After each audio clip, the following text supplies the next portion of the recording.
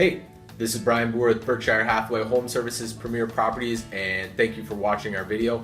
This is actually our very first market update video for the Fargo-Moorhead area.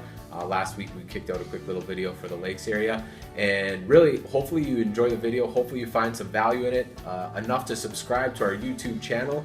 Basically the idea of this channel is to every month kick out a video similar to this so you guys have information of what's going on in the market so you can make the best decisions for yourself. Also with the channel we're going to throw in some cool videos from time to time as well. But yeah, like I said, the market updates are going to be the bread and butter of the YouTube channel. So let's get right into it. And just like last week, since this is the very first video for a particular market, we're going to have to go back a couple years to get everyone up to speed on what's going on. So this is for the Fargo-Moorhead area. All the numbers are taken directly from the Fargo-Moorhead Area Association of Realtors MLS. We basically have a search radius 25 miles from where the interstates cross. So where I-94 and where I-29 cross, 25 miles out are where we pull these numbers from. And that's actually right where our office is. Imagine that. So what's going on? First of all, rates. Rates in 2015 were pretty stable. 3.5 to 4.25%. In 2016, there was a little more volatility, but more volatility, I guess, on the good side, where rates dipped down to about 3.25 for part of the year. Now they're kind of back up there. 2017, I expect rates. Well, right now we're right around 4%. They might go down a little bit, but for the most part, they're going to keep going up. And as we mentioned in the last video, the reason why rates are going up now is actually kind of a good thing, and it's because the economy is better, the economy is improving. So when you buy your house, you're going to have more stability. Your equity in the house is going to be more stable. So even though you can't get these 3.3, 3.4% interest rates, do not let that keep you from making a move.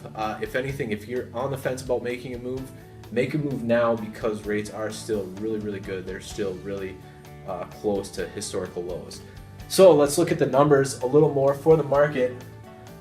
So in 2015, we sold 194 properties under 100,000. In 2016, we actually sold about 60 less properties. That is not because there's not demand for properties in this price range. It's simply because there's too much demand. There's a lot of people fighting over properties in this price range, and that's actually pushing them up. So a property that was maybe worth 85,000 in 2015 is now worth maybe 105. So now it's dropping out of this category and going up here. Same thing in the $100,000 to $200,000 range. We actually sold about 200 less properties in that price range as a market.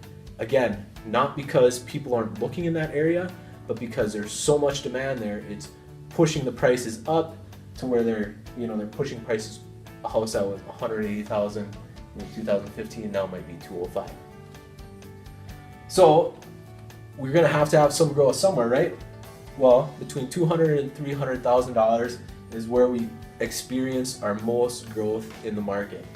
Some of these lower priced properties became more valuable, and we experienced about 20% growth. So I expect that to continue. If you have a property under $300,000, you're still going to have a lot of really good traffic. So we have all this growth coming from this $200,000 to $300,000 range. It's got to go somewhere, right? Well, not exactly. From $300,000 to $400,000, we actually didn't sell too many more properties, not near as many as you'd expect. So what's going on there? Well, that's kind of the price point where people are on the edge of, do I want to buy an existing house for $300,000, or do I want to buy a brand new construction house for $320,000 or $340,000? These numbers really don't do a good job of showing the new construction that's going on in our area. A builder might have a model, and they might sell 10, 15, 20 houses off their model, and their model might be the only thing that they ever put on the MLS. So if you have a property that you're trying to sell $300,000 to $500,000 range, keep in mind you're going to be competing with these builders, and we'll address that a little more at the end as well. Once you get above that $500,000 range, there is still pretty good growth, 20% growth, 500 to 750, steady in the 750 to $1 million, and we sold one property over $1 million in 2015, 4 in 2016, and that's basically because our market is growing, more jobs coming in, more high-end jobs coming in, more people that can actually do this. So what are the predictions for 2017? There is going to be continued demand for properties under $200,000, especially if they have low specials or no specials. And actually this prediction is tied to this prediction at the bottom as well, growth in areas outside of the Fargo-Moorhead market. So think of it this way, I might be approved for $250,000 at a normal bank, but that doesn't account for specials. So I might be looking in South Fargo in a newer development area that has high specials.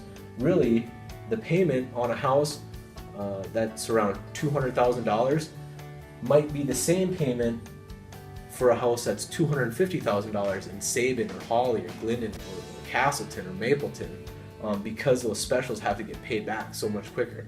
So these are tied together. A lot of demand under $200,000, and really there's still going to be really good demand, probably under $240,000. And when people can't find what they're looking for in Fargo, we're going to experience continued growth in these outlying areas as well. The other prediction, which isn't as exciting, is $300,000 to $500,000 range, existing homes. Sellers in that price range, you're going to need to have realistic expectations on the value of your house, and you're going to need an agent that has above average marketing. Think of it this way, we kind of mentioned a builder before might have a model and they'll sell 10, 15, 20 houses off that model. They're taking their advertising dollars for 20 houses and sinking it all into that one property to get people into that one property day in and day out. That's what you're competing with, along with the other houses in your price range as well. So if you're in that price range, be realistic with the price of your property.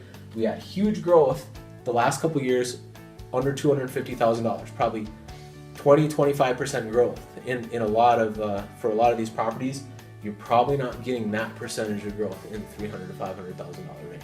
So realistic expectations, find an agent that does above average marketing for you, and then you can get your property sold and either move into this area, move into the 400, 500 and plus range, or you can probably build a new property for your own as well. So hopefully you guys enjoyed the video. Please feel free to leave any questions, comments, either shoot me an email, give me a call, right in the box down below. And like I said, subscribe to our YouTube channel so you can see these market updates every month. We'll see you in February. Later.